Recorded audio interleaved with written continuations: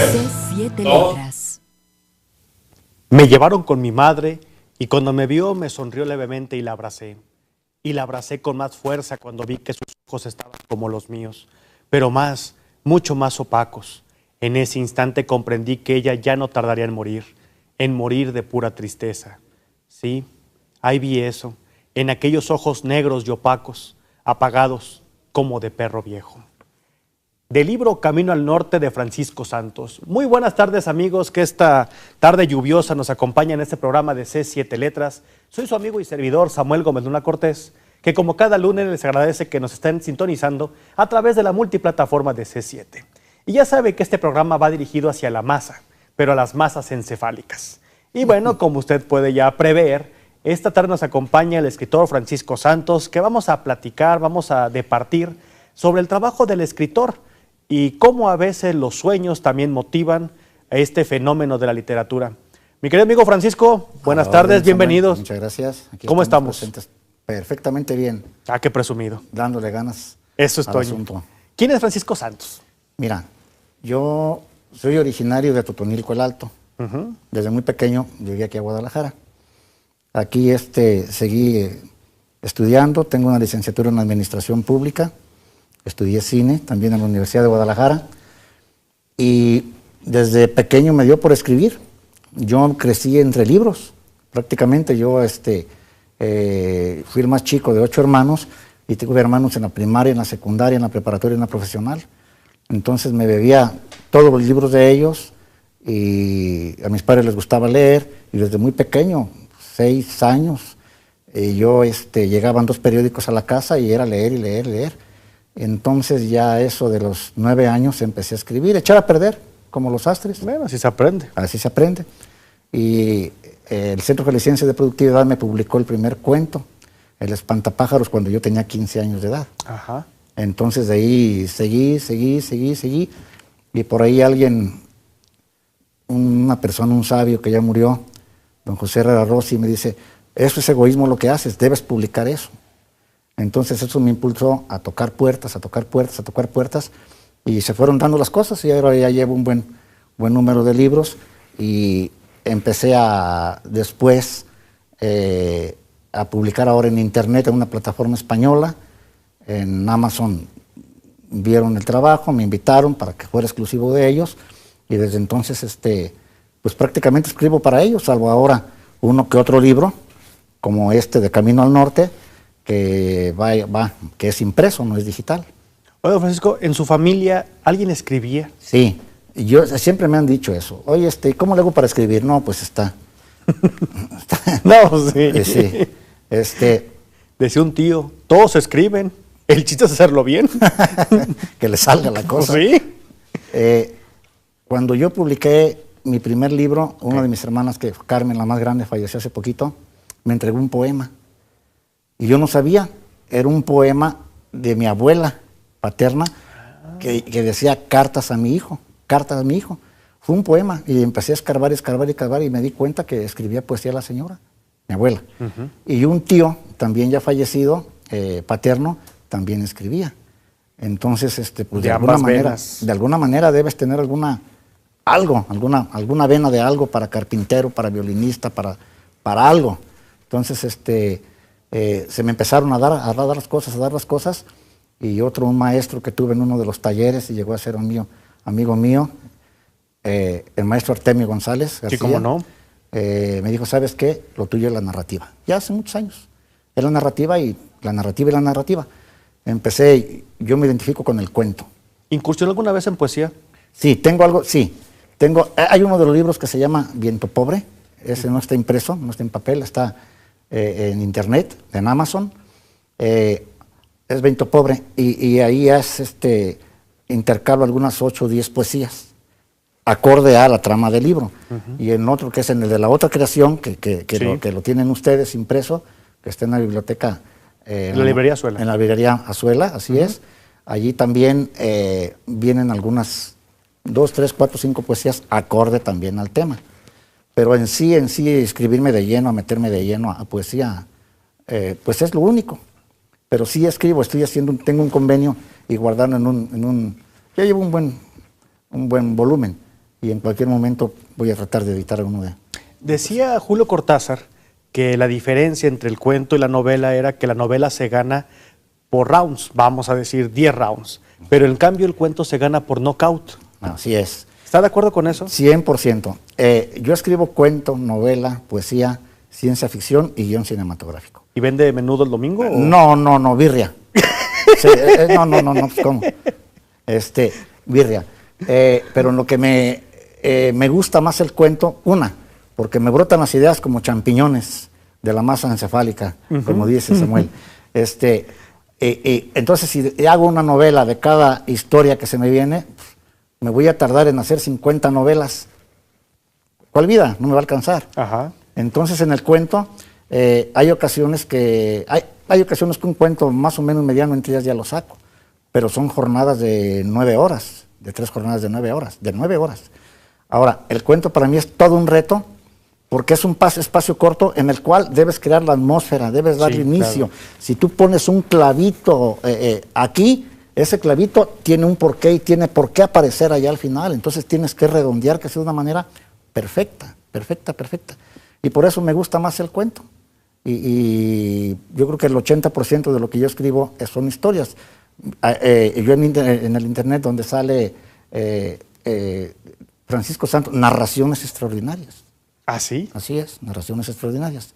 Entonces, el cuento, es en lo que me encuentro más. En el guión cinematográfico tengo 15 guiones y por ahí los he movido, etcétera. Hay unas personas, unos japoneses, que se dedican a comprar y vender.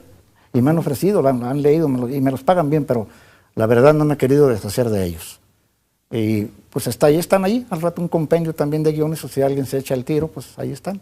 O sea que tiene de todo como en botica. Con todo. Oiga, Francisco, cuando estaba usted en la etapa de las primeras letras, ¿qué leía? ¿Algún texto en específico, no, algún autor? No. Yo llegó un momento como a los 15 años que yo ya no devoraba libros, devoraba autores. En mi casa, con lo que empecé, fueron con todas las fábulas de Esopo, que era pues, casi nada. Después, mis padres tenían desde el inicio hasta esos años, toda la colección de selecciones del Rayo. Ajá. Todo. Me los bebí, se acabaron y seguí con los libros que van cayendo de escuela, de química, de mis hermanos. Después de eso, ya me vine yo a la edad de terminando la primaria en Totonilco, entonces no había dinero, pero mis hermanos me financiaban para ir a los libros de usado y yo con lo que empecé a leer, casi me comí toda la obra de Julio Verne, casi, porque es muy extensa, muy extensa. Entonces, después a los 15 años, ya comía ladrillos, ya comía ladrillos. Víctor Hugo. No, Los Miserables. Yo ahí vi lo que fue la batalla de Waterloo. Ahí bien, no, es una cosa fabulosa. El Fausto de Goethe, el Fausto, y que tiene unos cuentos fabulosos también. La Divina Comedia, puro ladrillo. O sea, los clásicos me los comí. Pero eso fue alrededor de los 15 años, me los comí así. Pero llegó un momento que yo iba a una librería en la cual me robaban. ¿Cómo? Yo entregaba 7, 8, 9 libros buenos, muy buenos, y me traía 1 o 2 nomás. No había más. Era negocio. No era negocio. Y uno de mis hermanos le dije, quiero leer a Agatha Christie. Sí. ¿Cuántos libros son? 40 y tantos. Te los voy comprando de uno en uno. Sale y vale. Y me los compró todos. Así. Pero en ese tiempo, alrededor de los 15 años, descubrí en esa librería de viejo a mi autor, uno de los grandes autores favoritos que yo tengo, Edgar Allan Poe. Si me lo permite, vamos a ir a una pausa y enseguida regresamos para platicar sobre la novela del misterio y sobre Edgar Allan Poe. En unos momentos más regresamos.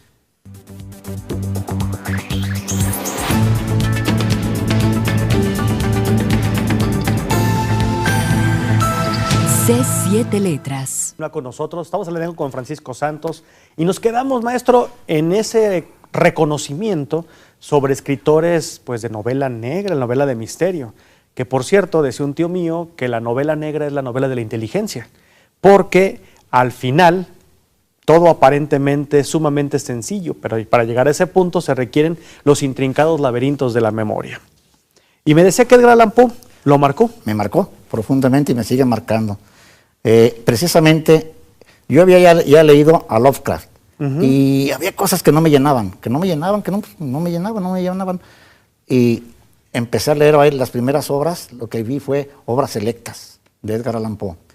Entonces, eso precisamente, las vueltas de tuerca que le daba, el uso de la inteligencia, el músculo, las células grises, como decía Hércules Poirot. Así es. Me fascinó. Entonces dije, yo voy a empezar a escribir por este lado. Y claro, echando a perder. Y hasta la fecha, por ejemplo, ahí en Amazon, los señores que hacen las selecciones del libro dicen precisamente, dice uno de los alumnos avanzados del maestro Edgar Allan Poe. Entonces ellos mismos encontraron la vena que yo sí, claro, no me estoy comparando ni mucho menos, yo no soy nadie comparado con él, pero ahora, después de eso descubrí yo, después me fui a la obra completa de él y me la comí toda, la obra. Entonces, qué bueno que sí, los libros no son masticables. Después de eso, yo sabía que escribía poesía. Ajá. Y empecé a leer la poesía de él, pero en español. Dije, no. Dije, No, yo tengo que... acaba como en la fuente original. No, sí. Dije, yo lo quiero leer en inglés, pero no sabía inglés. Y cuando estuve en la preparatoria, al mismo tiempo estudié el inglés. Estuve 4 años en el inglés y exclusivamente fue para leerlo en inglés. O sea que también la literatura se enriqueció en su mundo a través del inglés, pues. Claro, después de ahí de esa poesía de él, que es fabulosa, me fui y leí toda la de Whitman, Walt Whitman, que también es muy, muy buena en inglés. Entonces me encontré que uno de los poetas malditos franceses fue traductor de Edgar Allan Poe al francés. ¿Baudelaire o quién? Baudelaire, Flores del Mal. Entonces empecé a estudiar algo de francés, dije, ahora lo voy a ver la traducción, pero no, pues nunca es igual, porque ya era traducción, y mejor le dejé. Pues eso es lo que me ha marcado él.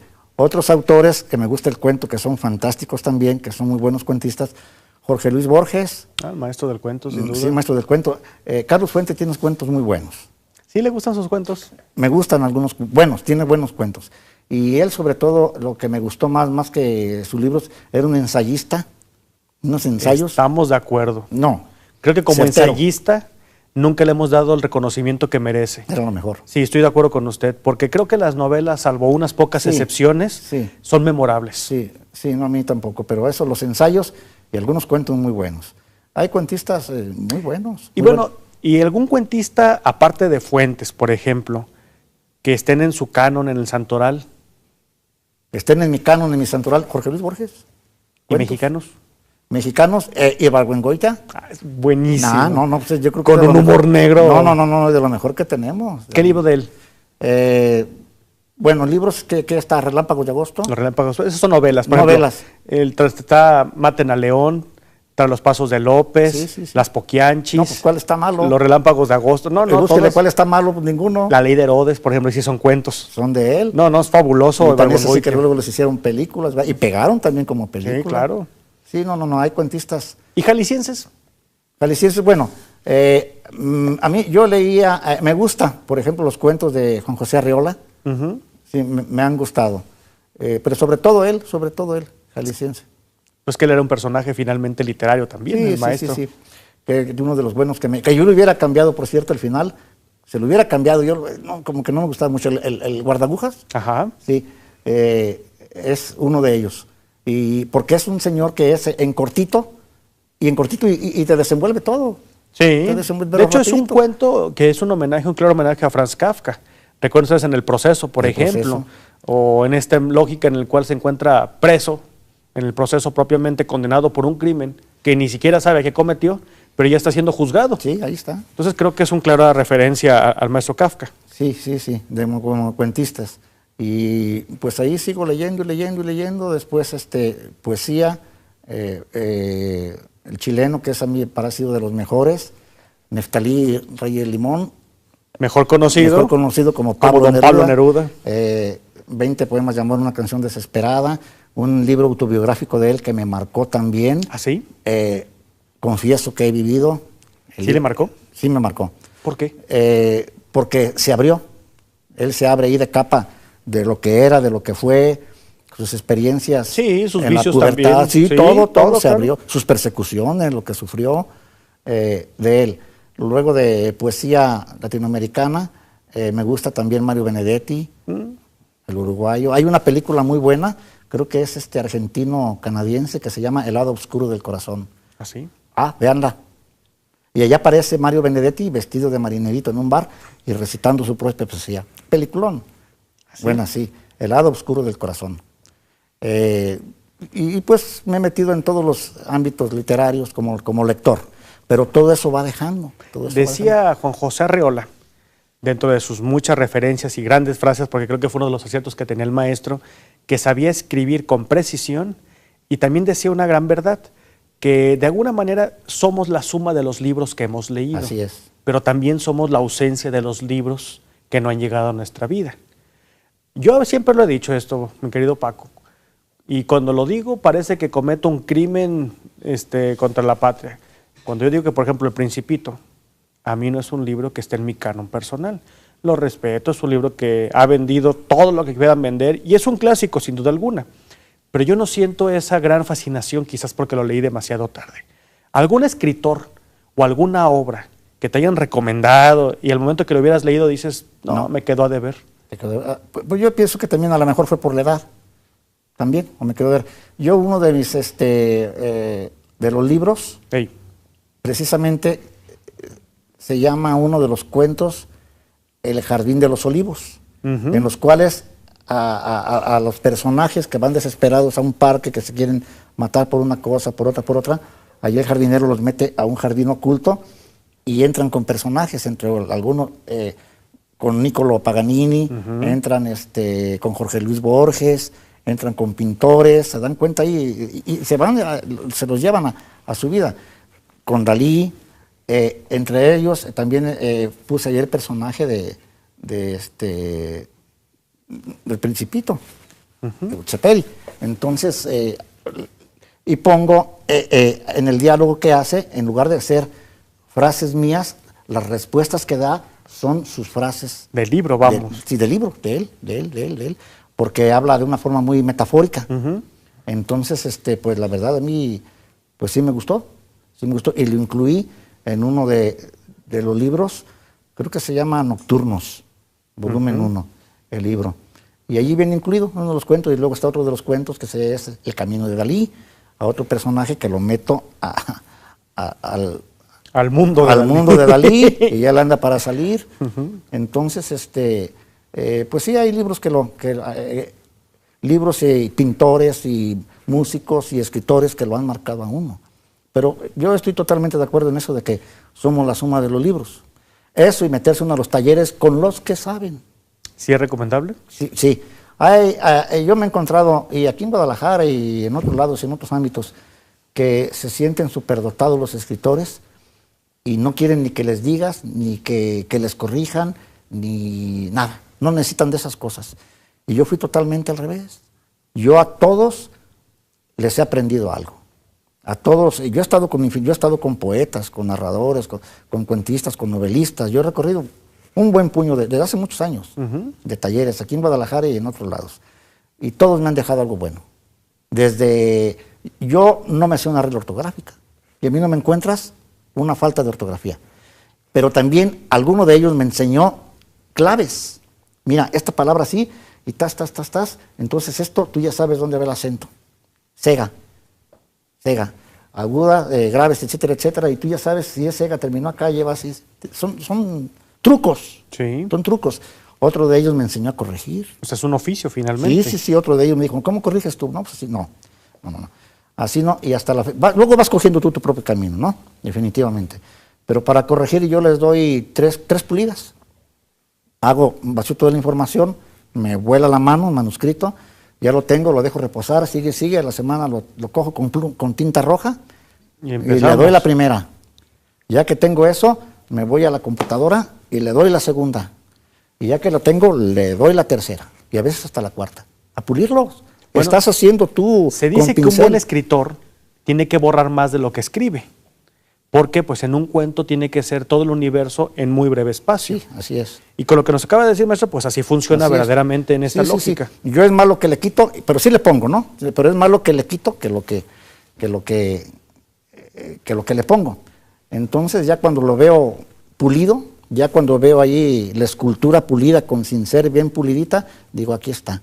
Y me voy al que sigue, y al que sigue, y al que sigue, y al que sigue, lo voy incorporando ya terminado al libro. ¿Cómo elige los libros que va a leer? Por autores. Lo que me va, bueno, antes era por autores, que me va yendo y me va yendo.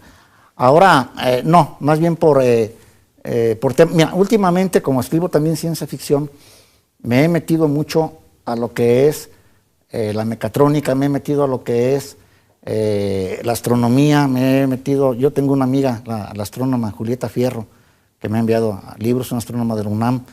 Entonces, me he metido por ese lado, me he metido con las cuestiones de medicina, de avances de medicina, porque todo eso, robótica, porque todo eso me sirve a mí, me alimenta. Y si me lo permite, vamos a ir a una pausa y enseguida regresamos con este tema, Francisco, para seguir platicando de la robótica y de esos mundos o el futuro que ya nos alcanzó. Continúe con nosotros.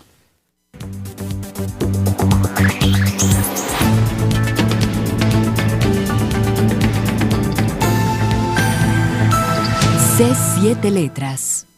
Y muchas gracias por continuar con nosotros. Y estamos platicando con Francisco Santos y nos tiene, me parece que un poema, maestro, si le permite, en este momento. En este momento, pues tengo varios. Es un librito que me conseguí de Edgar Allan Poe, de algunas de sus poesías.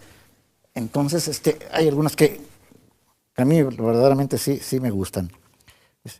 En una noche de junio, bajo el místico plenilunio, me paro. La luna desprende un halo de opio, un vapor vago. Goteando, en las cimas quietas deja su rastro y se adentra, soñoliente y musical, en el baño universal. Sobre la tumba el romero aflora, la lila se dobla sobre la ola. Abrazadas a la neblina, buscan reposo las ruinas. Igual que el Eteo, mirad, el lago parece querer soñar y no despertar jamás. Allí, donde toda belleza duerme, junto a su sino, yace Irene. Esa ventana, oh dama luminosa, abierta la noche, ¿no es peligrosa? Desde las copas la brisa atraviesa, las rejas de hierro, riendo atraviesa. La brisa incorpórea, bruja ligera, por tus aposentos se pasea, y tan temible se empecina en mover el dosel de la cortina sobre el orlado, borde donde tu alma adormecida se esconde, que las sombras por el suelo y por los muros van y vienen cual lémures oscuros. Oh amada, ¿no existe miedo en ti? ¿En qué y por qué sueñas aquí? Sin duda vienes de otros confines para el asombro de estos jardines. Qué extraños son tus vestidos, el dobler de tu trenza larga, tu lividez y sobre todo esa solemne placidez. La dama duerme, sea su letargo tan profundo como largo, que el cielo la acoja en su santuario, pues cambió su aposento por otro divino y su lecho por otro más mortecino. Ruego a Dios que vele por su alma para que pueda yacer en calma, ajena al deambular de los fantasmas. Mi amor duerme, sea su letargo tan profundo como largo, y que sea compasiva con ella el gusano. Que en pleno bosque se levante, adusto, un gran panteón fosco y vetusto, un panteón que antaño desplegaba sus cancelas negras, córvidas alas, dominando triunfal los pálidos crestados de los fastos fúnebres de sus antepasados. Un sepulcro solitario y silencioso, a cuyo portal, en sus años mozos, ella arrojaba pedruscos ociosos. Una tumba a cuyo sonoro portal ya ningún eco volverá a arrancar, temblando al pensar, oh pecadora mía, que eran gemidos de difuntos lo que oía. Hermoso. Sí, maravilloso. Hay que releerlo varias veces porque... Eso cuando, por ejemplo, ahorita que estamos antes del corte, que hablamos de la ciencia ficción. Sí. ¿Qué autores de alguna forma fueron motivándolo a escribir ciencia ficción? Bueno, hay que tenemos más atrasito, Arthur C. Clarke, Asimov. Isaac Asimov, mucha de la obra de él, pero yo quería meterme en ese género y más bien procuraba no influenciarme de ellos, como me influencié bastante de Edgar Allan Poe. No quise ya lo mismo. Entonces no fue tanto ya lo que yo leía de ellos o de su obra, sino más bien me empecé yo a embeber de lo que era la ciencia. O sea, a través de la ciencia. A través de la de escribir de los avances de la ciencia, ahora de la robótica, ahora de lo que iba avanzando, Entonces yo, las historias, que es un fenómeno que se me da, que ya habíamos platicado, que las sueño, la gran mayoría de ellas, yo las entrelazaba hacia el futuro y hacia ciencia ficción, a cuestiones médicas, o a cuestiones de androides, a cuestiones de esto, y les daba un giro, totalmente humanoides. O sea que usted cuando trabaja es cuando está dormido. Ah, sí. Tengo un primo, Sí. comentábamos otro día en la presentación del libro, tengo un primo, yo duermo con pluma y papel a un lado, porque se me vienen las ideas. Y me despierto, uno se levanta a orinar, yo me levanto a escribir. A echar firma, No, bueno. de todas maneras he hecho la firma Eso sí. en el papel, pero la he hecho. Entonces, escribo la idea, porque Sí. se me van, se me vuelan. Ya en la mañana me levanto y digo, ay, La lela, ya sí. me pegó el alemán. Sí. Se me olvida, porque a veces pasan meses, no hay nada. Pero hay noches que 3, 4, 5 historias. Entonces apunto la idea, nada más apunto la idea. Sí, entonces, yo creo que el 50% de ahí es de la loca de la casa, de la imaginación. Imaginación. Y tengo un primo que dice, ya vete a dormir para que te pongas a trabajar. De plano. Entonces, lo que hago es entrelazar ahora los avances médicos. Yo todo eso me lo... Te lo chuta. Sí, todo. Y hay algunos programas de radio muy buenos también, de Ciencia 3x7, por ejemplo. Luego está otro programa que se llama Julieta Fierro, también, y hay novedades de astronomía, novedades. Hay revistas médicas, revistas de física, de físico. José Luis Mateos, hay un físico muy bueno. Hay un químico, Luis Manuel Guerra, que va adelante también con muchas cosas.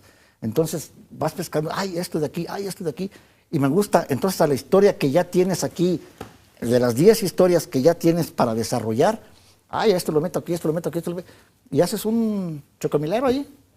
Muchas veces se dice que cuando uno tiene una idea, vamos, o un personaje, hay veces que el personaje cobra vida y se sale de lo que uno quiere mandarlo. ¿Ocurre esto, maestro? Hay uno de los, mira, hay uno de los, es un cuento, una historia, que se llama Al Norte, Viaje al Norte, Expreso al Norte, Expreso al Norte. Es que se van de un crimen, es un policía. Entonces, la verdad sí me gustó también la historia y ha gustado. Así quedó. Entonces, ese personaje de un inspector retirado de policía, ya viejo, jubilado, que tira la placa, etcétera, etcétera, se encuentra con una situación policial y la sigue la pista hasta que los desenmascara y al final de cuentas el ganón ¿Del caso es él? Del caso es él. Y así quedó. No, ahora ya tengo otra historia que se llama, yo decía de pronto Expreso al Sur, pero no, le voy a poner algún otro nombre, pero ubicado en tiempo y en lugar en Bariloche, en Argentina. Ajá. Ya me metí ya traigo todo El mapa. todo. Entonces dije, no, para esta historia necesito a él. Y ya me ganó, porque no puedo meter yo a otro, y va a ser el mismo personaje. Entonces, sí hay, sí salen a la realidad y te influyen porque el proceder como escritor es una cosa, y el proceder de la imaginación, de la psicología de un inspector, de un policía, es otra. Entonces llega un momento en que él te dirige, espérate, tú estás escribiéndole, pero el personaje soy yo. Así no puedo caminar. Así es. Entonces tienes que pensar cómo pensaría él o cómo actuaría él, y lo vas plasmando, y llega un momento en que tú no estás escribiendo tú, están escribiendo ellos. El proceso creativo, por ejemplo, ya sabemos que se tiene la idea, que es un chispazo. La idea se empieza a desarrollar. ¿Haces un boceto previo? No. ¿Cierras el cuento? ¿Sabes cómo va a acabar cuando...? Todo. Cómo inicio, cómo acaba. Hay algunos cuentos, algunas historias que las sueño. Y me levanto y nada más le pongo el título, los cojo. Nada más. Todo. De inicio a cerrarlo. Todo. Otros, un escritor ante todo observa, escudriña. A pesar de que estoy miope, escudriño escudriñas y oyes. Entonces, vas a hacer la historia. Yo, por ejemplo, tengo ya 19 años yendo a un parque cercano a mi casa en el cual hago ejercicio. 8 o 10 kilómetros todos los días. Entonces, ahí entre los árboles, entre los pájaros, le doy cuerda. ¿Cómo lo inicio? ¿Qué va a llevar al medio? ¿Y cómo lo voy a cerrar? Así, ya lo tengo terminado. Entonces llego a la casa y le apunto una idea, ya nomás el título, ya sé todo lo que lleva. Entonces a la hora de sentarme, esos 10 historias las escribo, pero si estoy leyendo, yo compro revistas de anexos culturales, por ejemplo, la jornada dominical, el anexo cultural de la jornada, y tiene muy buenos autores ahí, muy buenos ensayos. Sí. Hugo Gutiérrez Vega, no se diga, maestro. Entonces, leo alguna cosa por ahí, digo, me gusta esto y esto lo voy a meter en tal historia. Entonces ya le hago un cambio, un giro, y a veces, rara vez, pero les cambio el final. Les doy una vuelta de giro. Un giro totalmente diferente a lo que ya pensaba. Pero yo cuando me siento a escribir, ya sé cómo cerró. termina, cómo lo bosquejo, qué atmósfera pongo, diálogos, todo, y ya lo cerré. Ya nada más a darle duro, hasta hacer el borrador. ¿Hay algún tema que tengas predilección? Todos, no. Todos, no. ¿No hay ninguno que sea el favorito? No, lo que va llegando. ¿Y alguno que no te guste tratar? ¿O que no se te dé? No, sí se da, pero algo que yo no escribiría sería sobre las cuestiones de narco. ¿No? ¿Por qué no? No, o sea, para ver cochinadas mejor lees el periódico. No, es algo que no. Es hacer apología de lo que no debemos hacerlo. Hay cosas tan bonitas, hay cosas que te hacen soñar, que te hacen vivir, que te hacen pensar. Es la tarea de un escritor. No solo suelta tu cuestión íntima, tus pensamientos, tus sentimientos, sino que también te identifiques con el que te está leyendo, con el lector, y que lo hagas profundizar, y que lo hagas pensar cosas, valores, que sean trascendentales. Entonces, imagínate qué les puedes dar a esos. ¿Qué te da? ¿Qué alimenta? ¿Qué te alimenta? ¿O qué les alimentas? Nada. Nada. Estos son temas que definitivamente no forman parte del canon de Santos. Ni aunque me lo pagaran. Por ahí en una ocasión, yo he estado desaliendo un buen número de años de gobierno, a nivel federal, estatal y municipal. Y por ahí un compañero me ofreció, varias veces me lo dijo, que él me llevaba con una persona, con un personaje bien metido en eso. Y él estaba interesado en que simplemente que se escribiera su historia. ¿Me lo permite? Va a ir una pausa y ahorita regresamos para platicar sobre estos puntos escabrosos quizás de la literatura que muchas veces superan la ficción a la misma realidad. Así es. En un momento regresamos.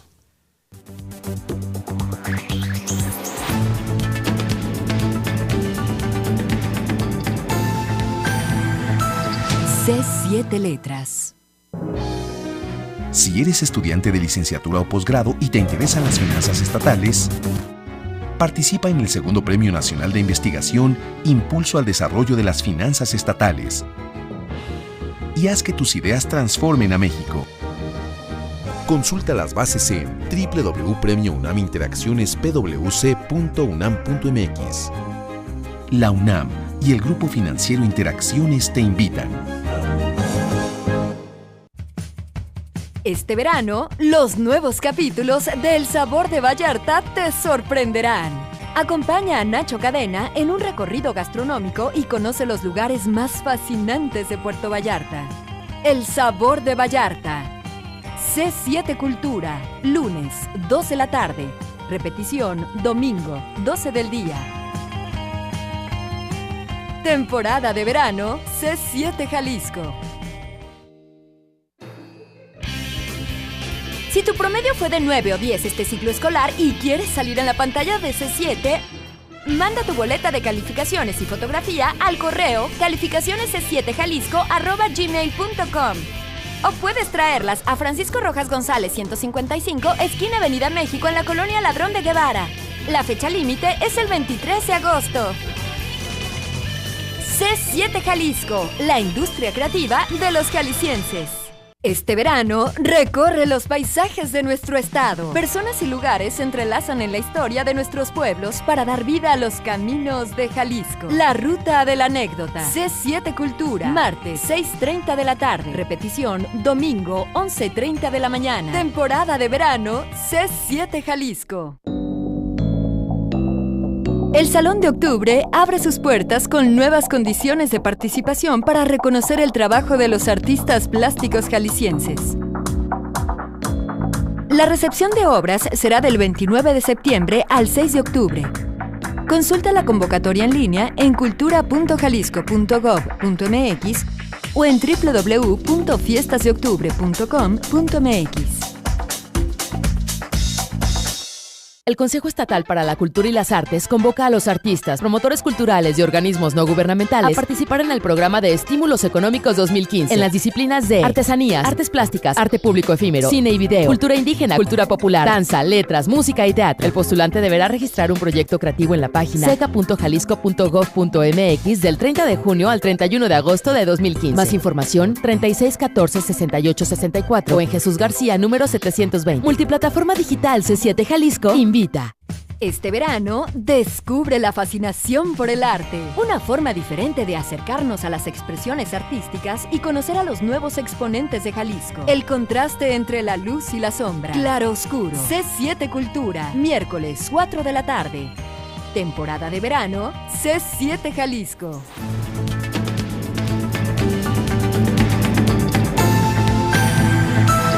C7 Letras. Todo a causa de un estúpido accidente.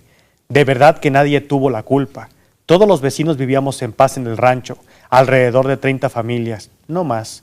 Muchos eran compadres de mi papá, amigos, compañeros de aventura en los días de caza, de paseo, de pesca en el río, o simplemente cuando todo mundo se preparaba con su respectivo chiquihuite y vámonos al cerro a bajar pitayas frescas, dulces, con los colores del arco iris, para bajarnos el ardor que sentíamos en las tripas en aquellos días de calor, allá por mayo, antes de la llegada de las lluvias. Y es un fragmento de Camino al Norte, que es su más reciente libro. Sí, con este libro, en Secretaría de Cultura,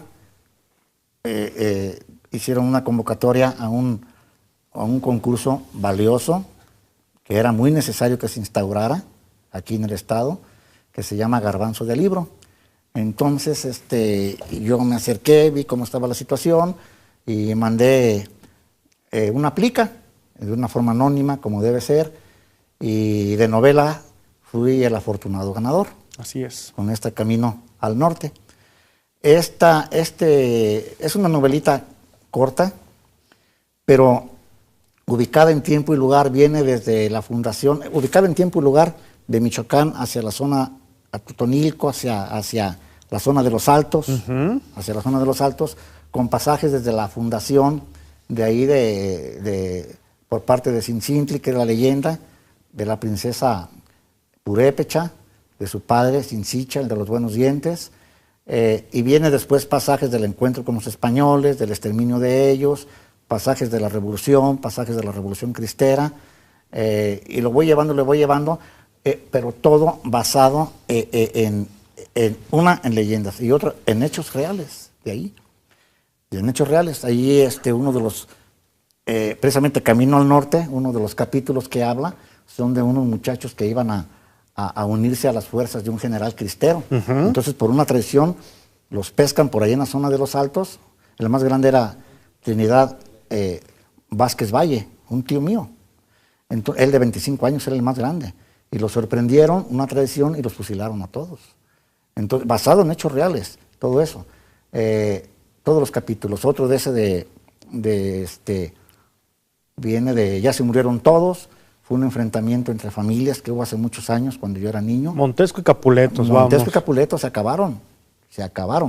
Entonces viene, yo comentaba ya, yo lo amanezco de una forma novelada, disimulada, velada. Sí, con respeto, claro. Sí, para no herir susceptibilidades, porque pues hay familias, hay gente que se identifica con ellos y no debe uno por qué molestar a nadie. ¿Que quiénes son? Nunca lo voy a decir. Claro. Así nada más.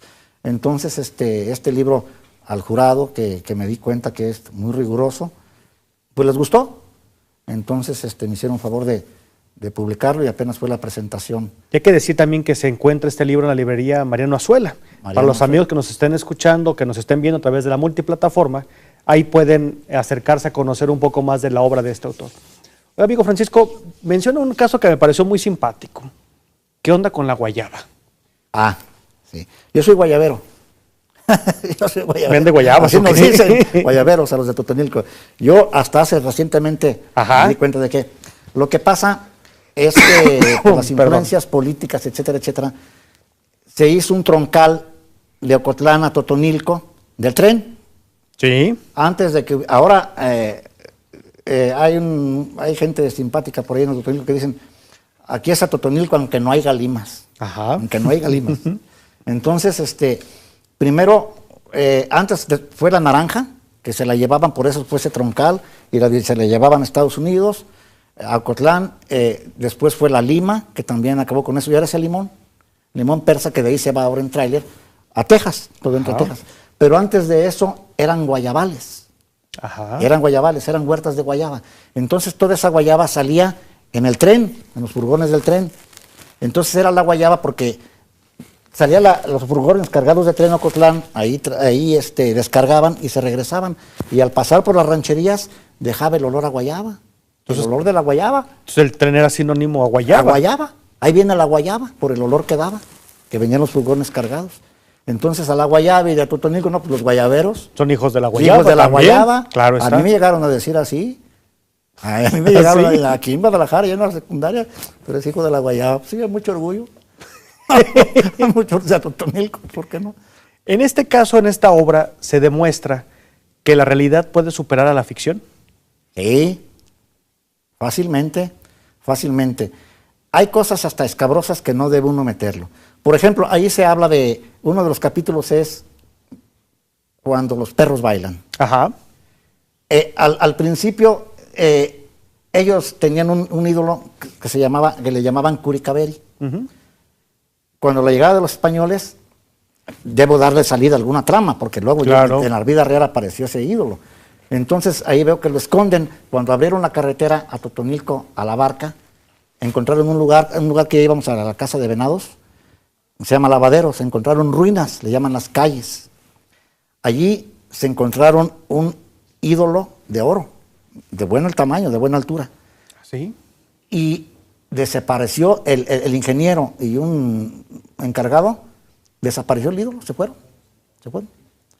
Entonces, con el tiempo, me he estado dando cuenta, por ahí hasta me lo comentaron también un señor en la presentación el viernes, que ese ídolo lo vieron por allá caminando por Querétaro. ¿Cómo? Yo pienso que y seguramente no caminaba bien, porque lo llevaban, ¿verdad? Lo llevaban en andas. Sí, y no caminó tan bien, que lo más seguro, también me han contado que acabó siendo fundido, acabó de lingotes de oro. Qué terrible. Qué terrible, porque no lo traficaron a otro lado por el volumen que tenía. Entonces, hubieron casos, al parecer, de asesinatos, de traiciones entre ellos por ese ídolo. Entonces yo lo manejo también de una forma velada y de otra forma, en la cual los que se roban en la trama de este libro al final, ese ídolo, hay venganza y los hacen bailar, como con las de... Vean el final de qué se trata, los hacen bailar, como perros, los asesinan.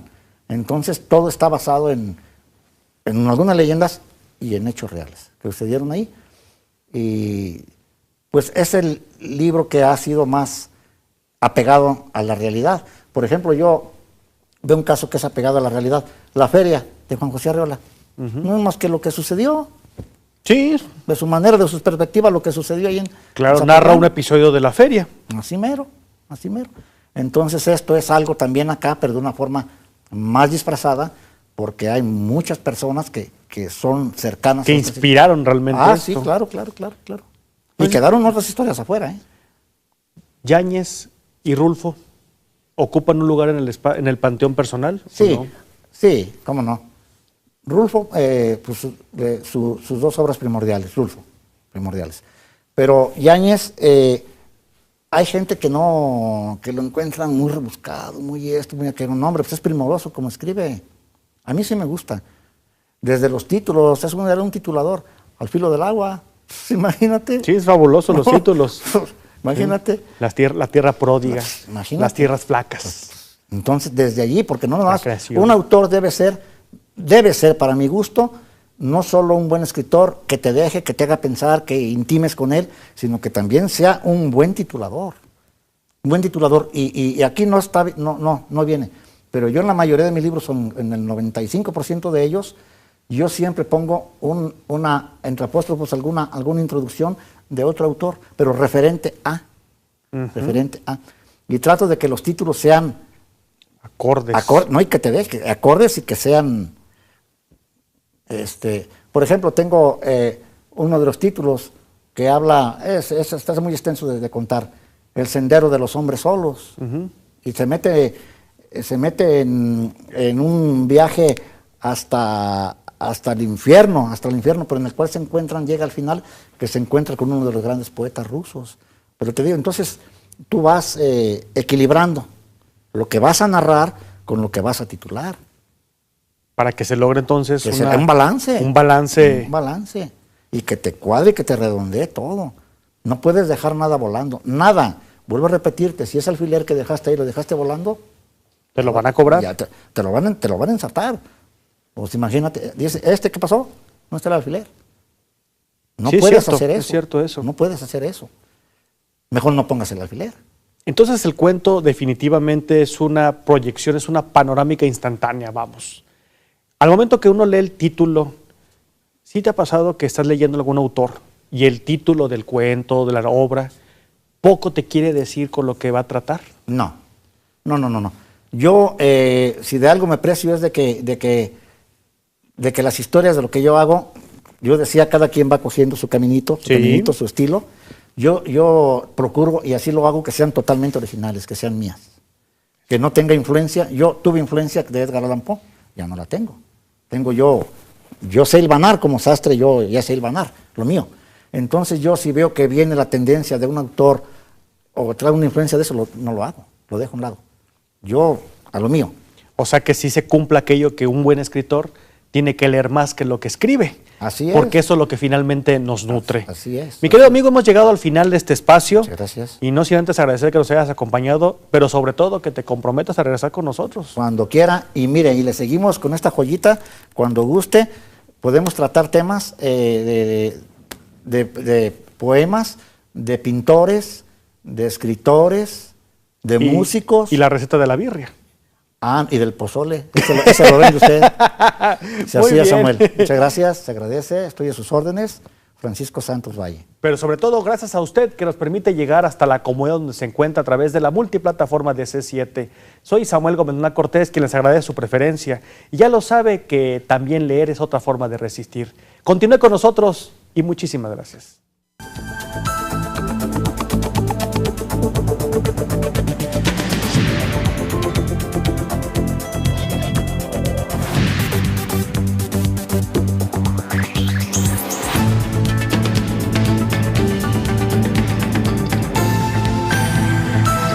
C7 Letras.